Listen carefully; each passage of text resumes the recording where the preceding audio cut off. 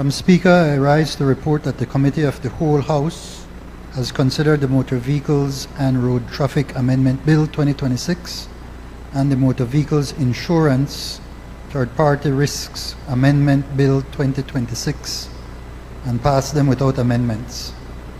I now move the third reading of these bills.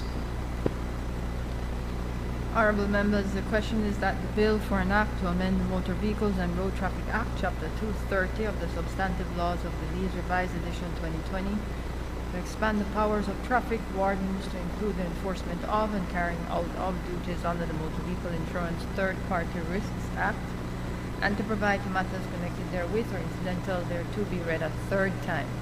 All those in favour kindly say aye. Those against kindly say no. I think the ayes have it. Honourable members, the question is that the bill for an act to amend the Motor Vehicle Insurance Third-Party Risks Act, Chapter 231 of the Substantive Laws of Belize, Revised Edition 2020, to empower traffic wardens to require the production of insurance certificates, to increase the penalties for using a motor vehicle without insurance, and to provide for matters connected therewith or incidental thereto be read a third time. All those in favour kindly say aye. Those against kindly say no. I think the ayes have it. Bill for an act to amend the Motor Vehicles and Road Traffic Act, Chapter 230 of the Substantive Laws of Belize, Revised Edition 2020, and the bill for an act to amend the Motor Vehicle Insurance Third-Party Risk Act, Chapter 231 of the Substantive Laws of Belize, Revised Edition 2020. Now is the Honourable Prime Minister.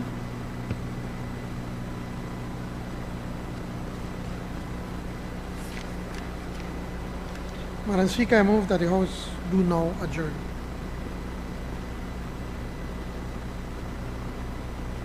Is the member for Mesopotamia.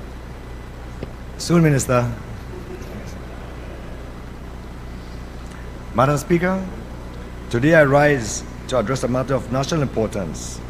The allegation of payoffs happening at our border points. I'm asking for... No, I'm not just asking the question, then I will ask to refer my notes. Today I rise to address a matter of national importance. The allegation of payoffs happening at our border points involving vehicles entering Belize and how it affects the rising cost of living across the board. Madam Speaker, I'd like to permission to refer to my notes, please. Our borders are the gateway to our country. They should represent integrity, professionalism, and the rule of law. But Madam Speaker, example of the numbers, Madam Speaker, 4-cylinder pickups, Belizeans must pay 10% import duty, 3% environmental tax, and 12.5% ET. That's 27.12%, Madam Speaker. For 6- and 8-cylinder pickups, is 10% import duty, 15% excise tax, 5% environmental tax, 12.5% GST, for a total of 46.25% for pickup trucks, 6 and 8 cylinders. That if a Belizean buy a vehicle for $10,000, by the time they finish paying government, the taxes will end up to about $17,500. And that's not even the worst part, Madam Speaker. These taxes are calculated based on CIF, cost, insurance, and freight. So the total cost of that vehicle would be probably pushed up to around $18,500, Madam Speaker. So government is not only taxing the vehicle itself, they are also taxing the shipping and the insurance. Madam Speaker, that is why owning a vehicle in Belize is so high. You would think the government would encourage Belizeans to go green with electric or hybrid vehicles. Recent adjustments is still 27.12%. The PM is on the record that they want to bring down import duty and taxes on newer vehicles. To date, nothing has been done. Nothing. Now, I already know what will happen after this presentation. The government will come and try to discredit the presentation, and instead of addressing the problems, they will say, "Wala bali in the government for 13 years, but do nothing." Yeah, that's what Alex said. There's no truth to that. If we want, we could go back 28 years ago to 1998, you know, my buddy. 5 years, and it's already on their second term. 5 years, and it's already on their second term. What I say about that? Okay. Yet, every time something goes wrong, they want to blame 10 or 18 years ago government. You don't see me going back to 1998 PUP government, which is 28 years ago, Madam Speaker. At some point, the government must stop blaming the past and start taking responsibility for the present. The Belizean people voted for a manifesto, PUP manifesto 1.0 and 2.0. But, Madam Speaker, it feels like minus 1.0 and minus 2.0. Leadership means taking responsibility. Tangent of going on about fuel, so he needs to speak on one issue and not any issue that comes to his mind. Madam Speaker, my topic was how it affects the rising cost of living across the board. Right? So may I continue, Madam Speaker? Sean, can I, let me speak, please? Thank you.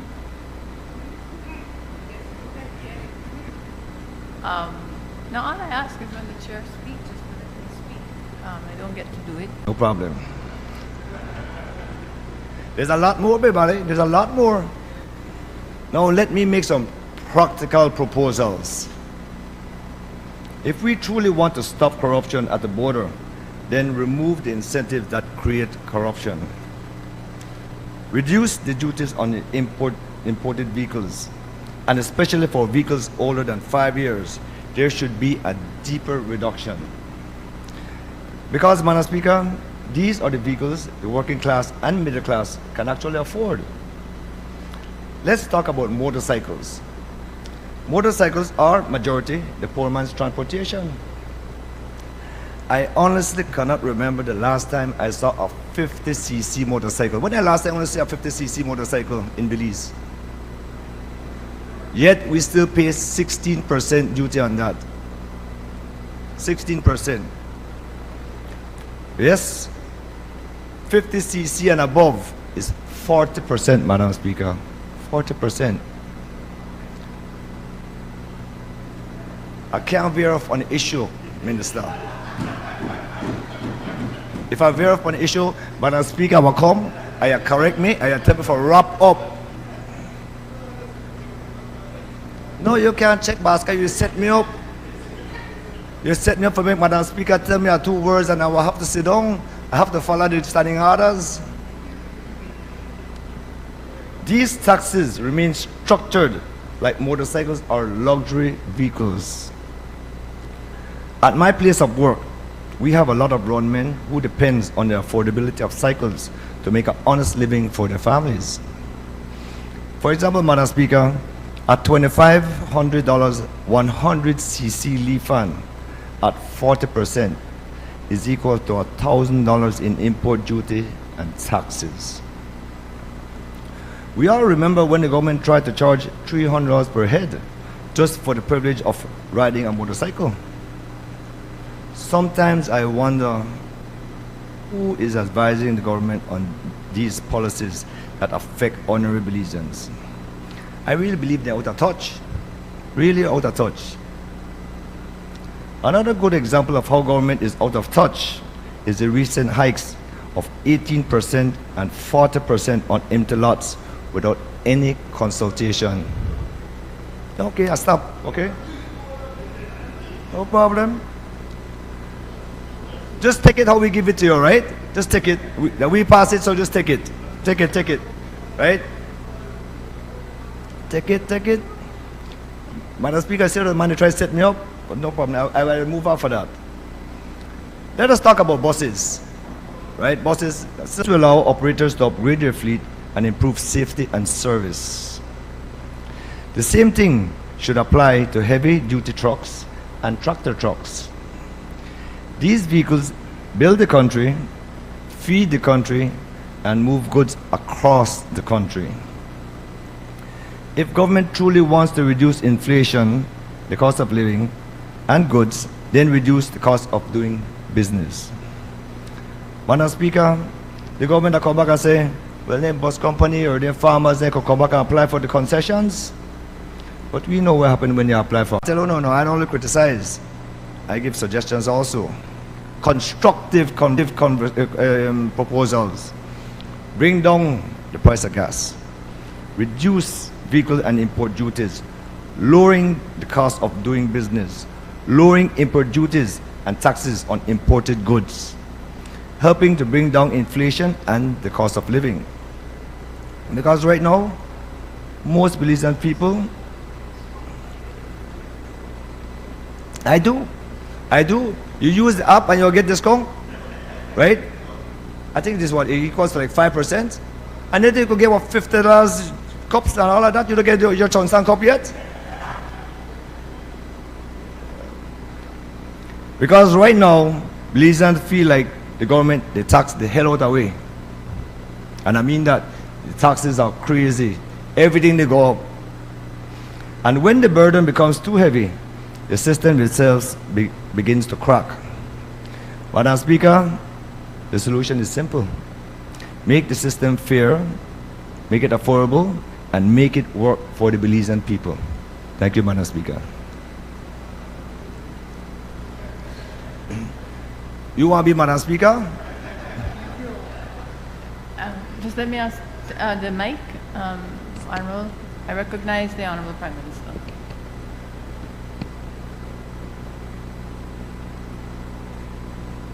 You want to give a class in economics, they can't put on the mic and take it off, no?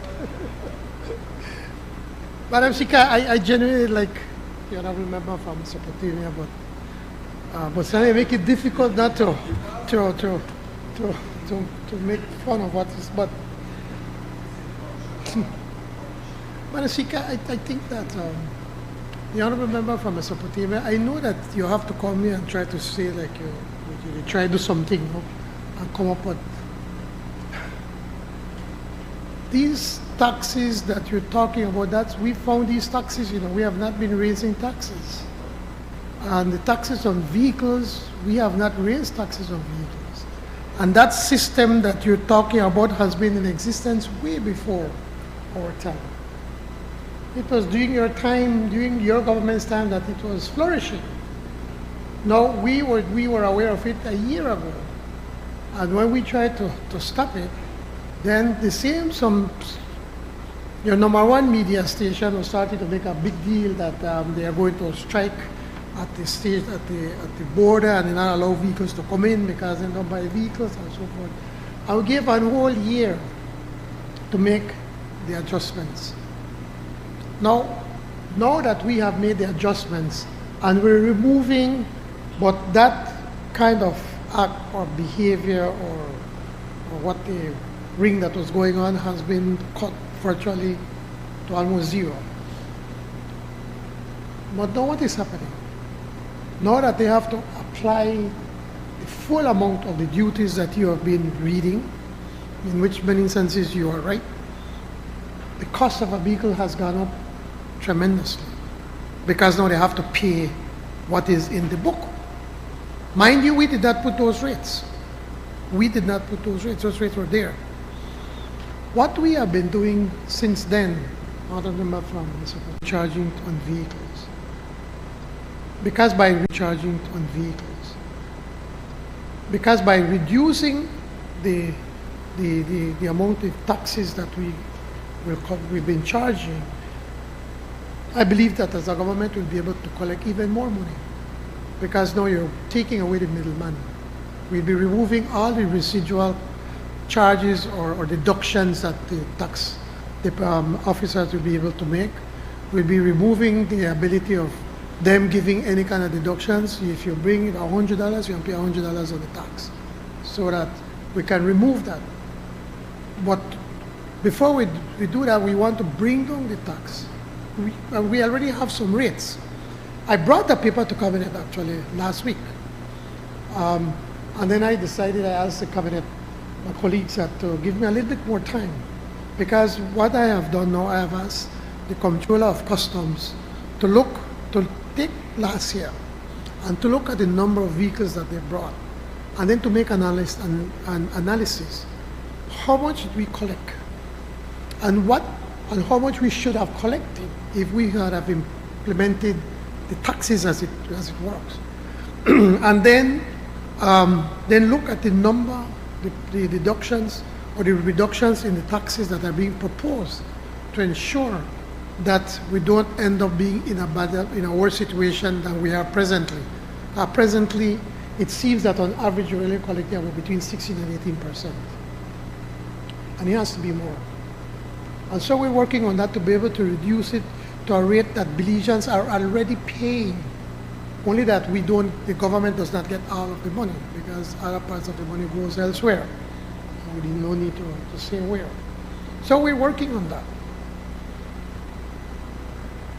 And this issue of the taxing, the shipping and insurance, my brother, that has been there for decades. It's a part of how the cost of the importation of the product comes in. So you need to put the cost for your buy and how much it costs to ship it here and insurance. It is done all over the world. And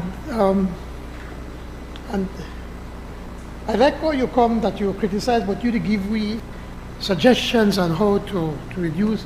And I was really waiting. I said, wow, Einstein must have come up with something really good right now. But to just cut all the taxes on everything, I would love to do that. I would love not to charge no tax. But then how is it that we're going to pay for education? How are we going to pay for health? How are we going to pay for the national health insurance? How are we going to continue to help poor people?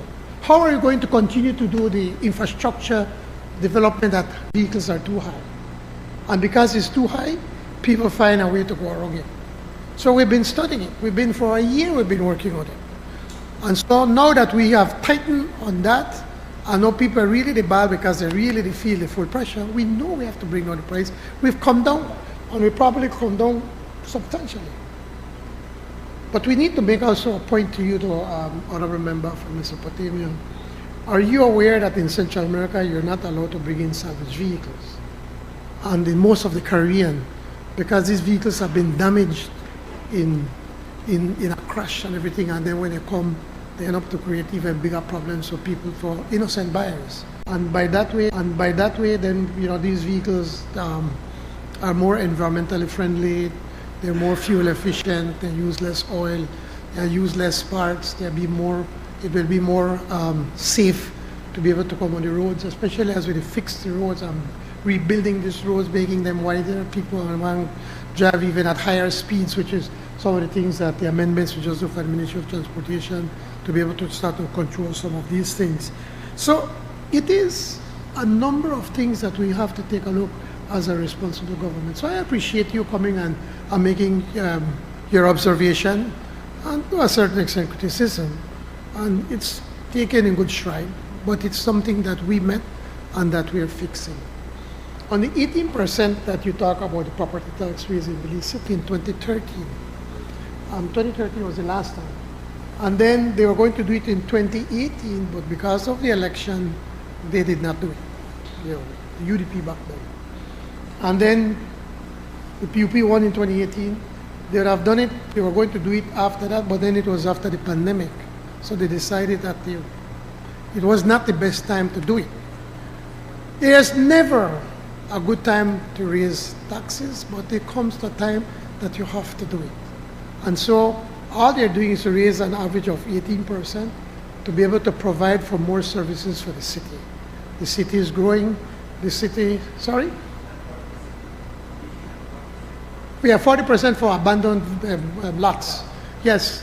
And that's not necessarily a bad thing, so that people may put the lots to work, make them build on it, put something on it. I know you have a lot of empty lots, yeah. So that's why you about it, right?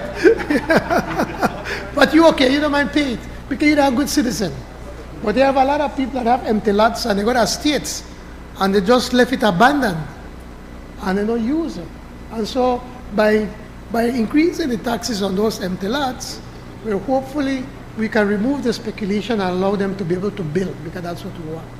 But the city council, I'm sure that you all will recognize The truth is the city council has been growing, and there's a lot of needs. The streets, it's always a challenge, especially where Belize City is right at sea level. So now that whenever it's rained because of climate change, it floods. As much as we don't want it to flood, they pump out water as much as we can. It's a project that started in your government, honorable member from Albert.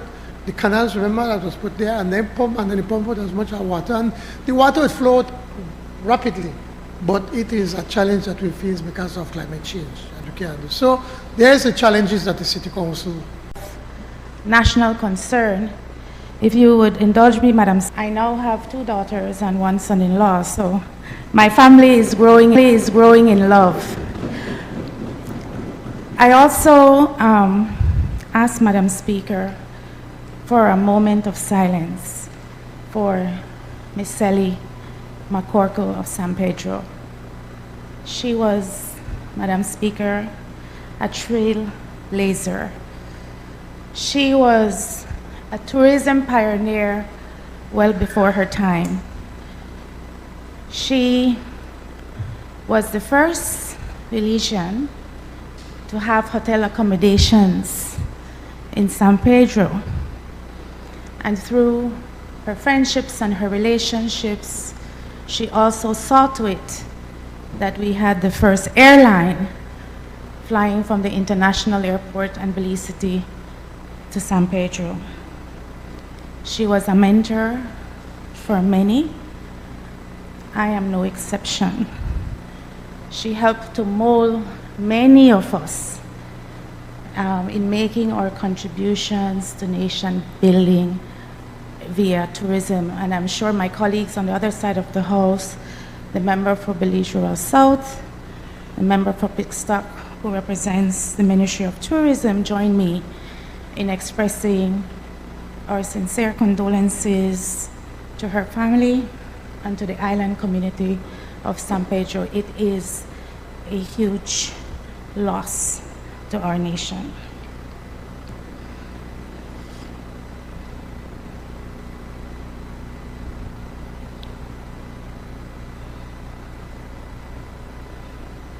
Thank you, Madam Speaker. I ask permission to refer to my notes. It's been a long week. Madam Speaker, I rise this afternoon to speak on a matter of national concern.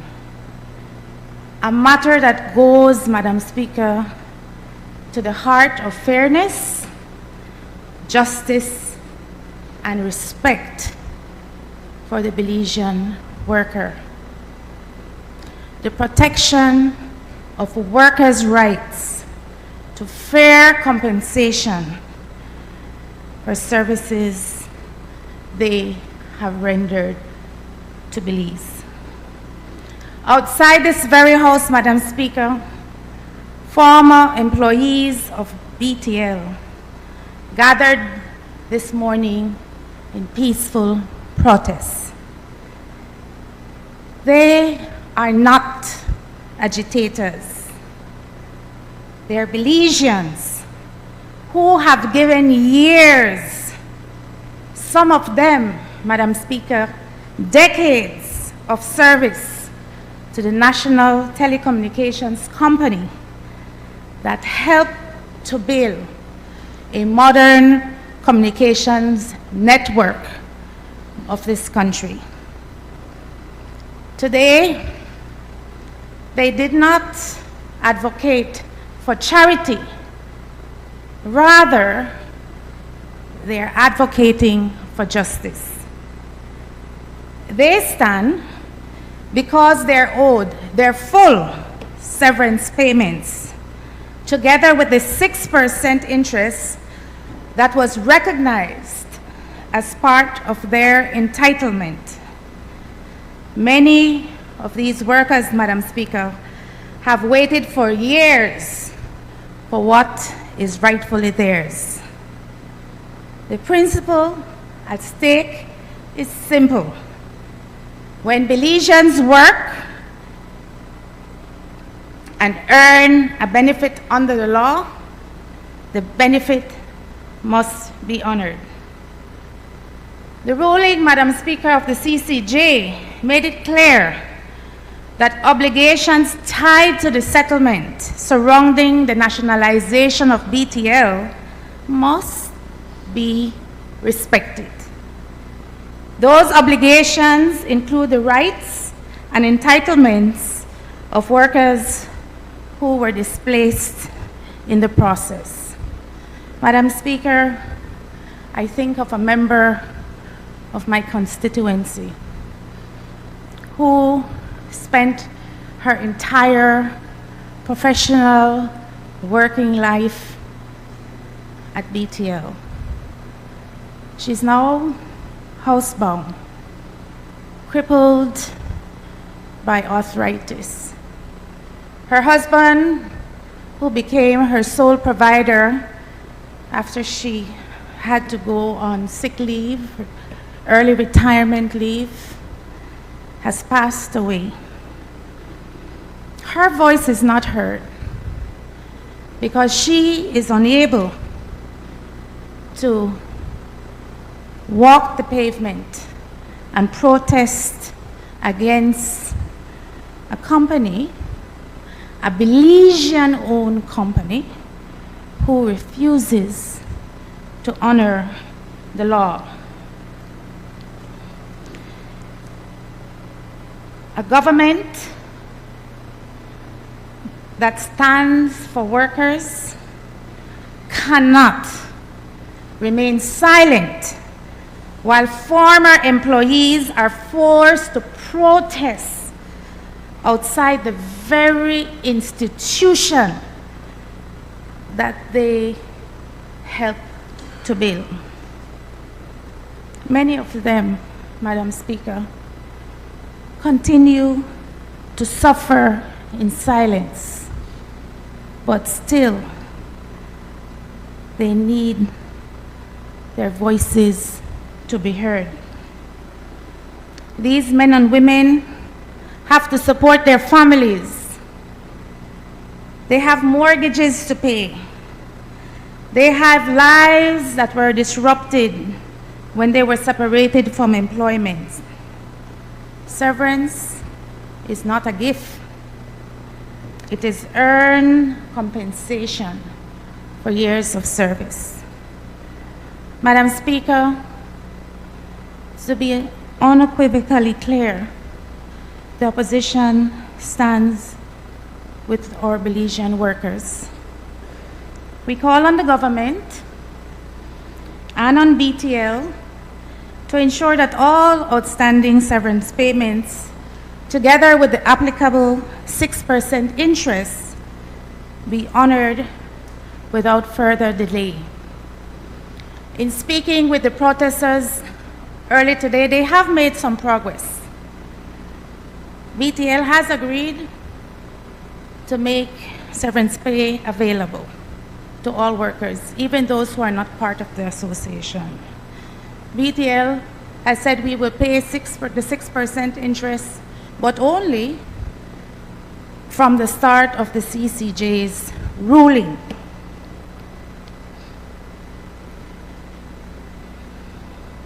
Justice delayed for workers is justice denied. When justice is denied for one, justice is denied for all. If we are serious about building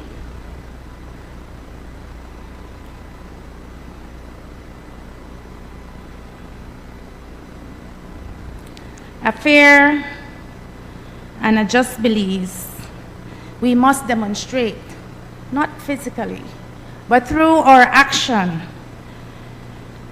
that the rights of our workers do matter, that their service to our country matters, and that the rule of law in this country matters. To the workers who gathered outside this house, the Belize Communication Workers for Justice, your voices are not unheard. Your struggle is legitimate, and the opposition will continue to stand with you until justice is done. Solidarity for one group of workers is solidarity for all Belizean workers. Madam Speaker, the workers in this country deserve nothing less.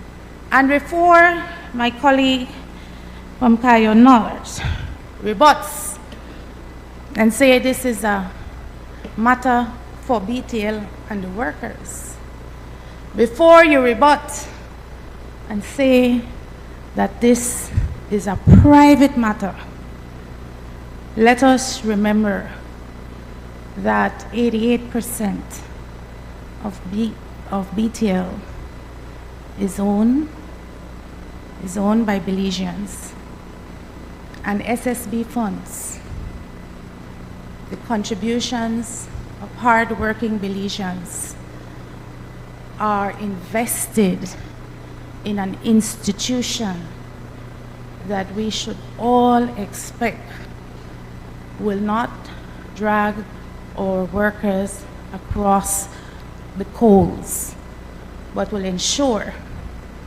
with the government's support and intervention, that these workers are treated fairly, that these workers receive justice, and that we all, as a Belizean community, respect those who help to build Belize.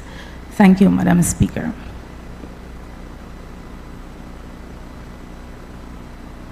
Is the Minister for Logistics. Thank you, Madam Speaker.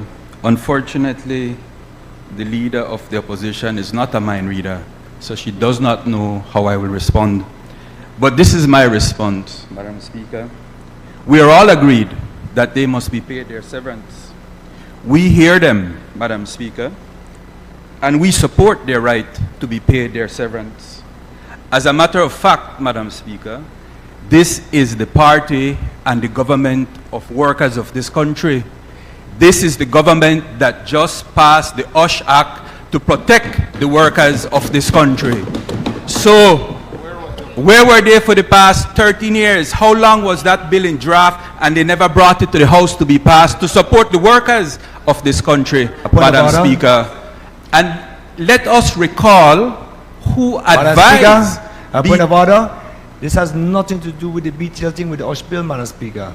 So, Madam if you do Speaker, for one, you're with waiting all to do due for the other respect, one. they cannot constrain my response. They have asked a question. Well, how they constrain my They one? have raised a matter and I'm going to Well, respond, how Madam they constrain Speaker. my one and they can't constrain I am your going to one? respond. You can't tell me how I'm going to Well, I'm respond. putting a point of You order. cannot tell me how I'm... Members, you have to allow the chair. Member, I ask you to please take a seat. I only ask that, yes, you have point of orders, you stand, but then you have to allow the chairman. You can't take over my role too. The limited role I have, allow me to at least exercise it. Yes, please note that the matter of, and it's also important because we have, yes, we have a few members of the public in the gallery, but we have many more, right, listening. And it's important for them to always be educated on the procedures of Parliament, right? And I try to do my best in terms of my rulings. The matter of national concern raised by the member for Albert was the matter on workers' rights. And she specifically went into the matter of severance due for services rendered, I believe. At least that's what I noted. Member for Cayo North, Minister, I asked that we try, just as you got in the reference to your land and tax, he got in the reference to the OSH. I asked that you continue with your contribution specific to the matter of national concern. Thank you, Madam Speaker. And as I was saying, Madam Speaker, if they recall who had instructed and who had advised BTL that these workers should not have been paid, perhaps they would have thought twice to raise this issue. Because if memory serves right, it was no other than Lois Young who had advised on that issue, Madam Speaker. But for the record, let me state some of the facts involving this case. Madam Speaker, and if I may refer to my notes with your permission, the CCJ delivered its judgment in the Irvin Marine and others against Belize Telemedia Limited on November 5th, 2025. The court ordered BTL to pay severance payments to the appellants in the Irvin Marine case, plus interest and costs. To date, all severance payments, interest, and legal costs, which BTL was ordered by the CCJ to pay under that case, were paid in full by BTL in November 2025. BTL has also processed severance pay for all former BTL employees who qualify for severance pay under Section 183 of the Labor Act and whose employment at BTL ceased within the last 6 years. BTL's board was advised on the 6-year limitation period, but notwithstanding that advice, the board of directors of BTL decided that it was in the best interest of BTL for BTL to pay severance payments to all of BTL's former employees who met the requirement under Section 183 of the Labor Act for severance, but who are now statute barred, Madam Speaker. BTL Board of Directors felt that by doing so, it shows that BTL values the contributions of BTL's former employees. It reinforces BTL's commitment to good employer-employee relations. It makes it more likely that BTL's former employees who qualify for severance payments but who are now statute barred will continue patronizing BTL. And Madam Speaker, it brings finality to the matter of severance payments by BTL and allows BTL to place even more focus on BTL's business and BTL's commercial strategies that are aimed towards promoting the success of BTL for the benefit of all shareholders. Madam Speaker, BTL, notwithstanding that the court has not ordered BTL to pay interest on such sums to these former employees, BTL's decision to voluntarily pay interest without an order of the court from November 5th, 2025 is also based on the consideration that pre-judgment interest is awarded at the discretion of the court, and BTL is, by paying interest from November 5th, 2025 to date of payment, awarding interest which may not necessarily be awarded by the court if such former employees were to file a claim at the High Court and succeed. Madam Speaker, BTL is currently reviewing, for the purpose of processing severance payments, the employee records of BTL's former employees who meet the requirements under Section 183 of the Labor Act for severance payments, but who are now statute barred by the 6-year limitation period. The Belize Communication Workers for Justice, a group of former BTL employees, have organized themselves for the purpose of requesting severance payments for their members. I am not sure if this is even a registered union, but nevertheless, Madam Speaker, BTL and the BCWJ entered negotiations with BTL regarding severance payments to BTL's former employees who meet the requirement under Section 183 of the Labor Act for severance payments, but who are now statute barred by the 6-year limitation period at Section 4 of the Limitation Act. Negotiations took place on February 17, 2026 and February 23, 2026. Negotiations broke down due to the failure by the BCWJ and BTL to agree on the interest rate, and because BCWJ included a proposal for BTL to pay BCWJ's legal cost. And it is on the record that that legal cost was submitted for over $183,000 by one attorney at law, Dennison, Crown Counsel Dennison. Legal costs were not on the negotiations agenda. Furthermore, negotiations broke down, notwithstanding the fact that BTL improved BTL's offer during the negotiations, while the BCWJ maintained its negotiated position.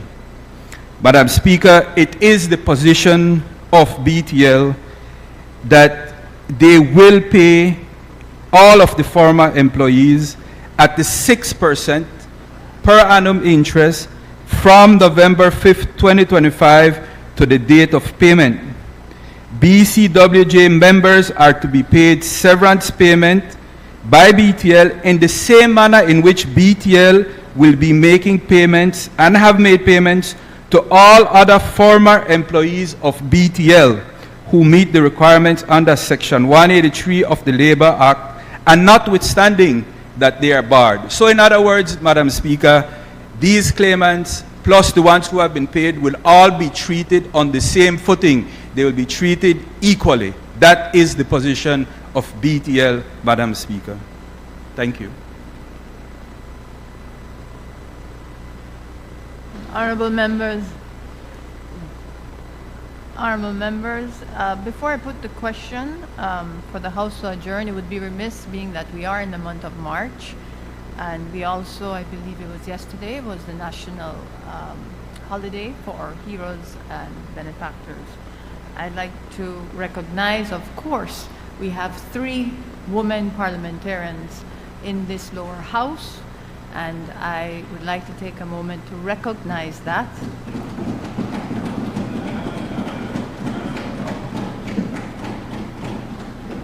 I do ask you to stand, because though if you're here, and among us is the first female leader of opposition.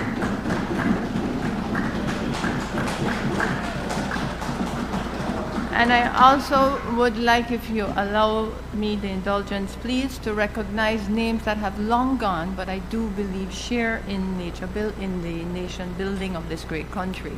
Names like Elfrida Reyes, names like Ms. Cosasola, names like Ms. Jane Usher, names like Gwendolyn Zaraga, and there are so many other unsung heroes who may not necessarily have the title on the day, but I know that we all share in the fact that they do have contributed to this country's development. Among them, I do consider Ms. Sally McCorkle.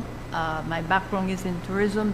Some of you know that we've worked together in tourism, and she really was a pioneer for tourism development. And I ask once again, just for that brief moment of silence, to recognize the passing. I believe it occurred, was it yesterday or the day before, of Ms. McCorkle, but those of us who were engaged with tourism recognize her. Mr. Paz. Ms. Vincent Paz, thank you. Parks. Senator, exactly, we do have a member from the upper house. I'm not so sure when her passing occurred, but I recognize that it did occur by way of an announcement of the official passing of Senator Vincent Parks. So with that, I ask just for a brief moment of silence, but if we may stand in recognition of the month of these valiant women.